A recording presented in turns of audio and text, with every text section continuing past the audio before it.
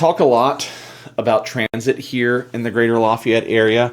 City Bus is our local transit company. They run buses throughout our community. They had a falling out in the last year with Purdue University, and so Purdue is now running their own on-campus transit. But City Bus, of course, still overlaps that because Purdue is part of our community. But they had to announce last week that City Bus is suspending the connector route, Route 41, I believe it is.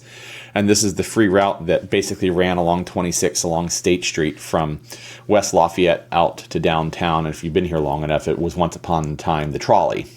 But they don't have enough drivers. And that Route 41 they looked at and decided, in light of how they needed to staff and what they could staff of all the rest of their routes that they needed to serve, that this is the one that they had to cut. They're hoping to maybe bring it back next year, but right now the connector route and the free bus that runs between Purdue University and Lafayette is no more.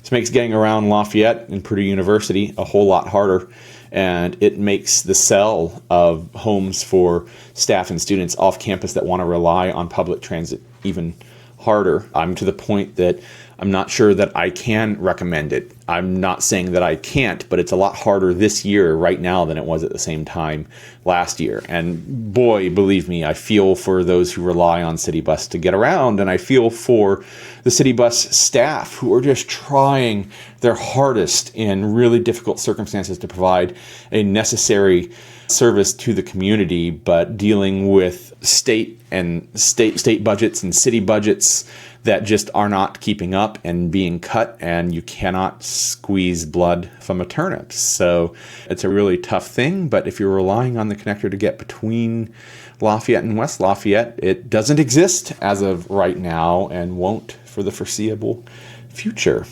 Sorry to be the bearer of bad news about that. As we continue on through our evening here on @Lafayette Live, hit the like and subscribe button. I know I say it a lot, but I'm not saying it enough, because are you subscribed?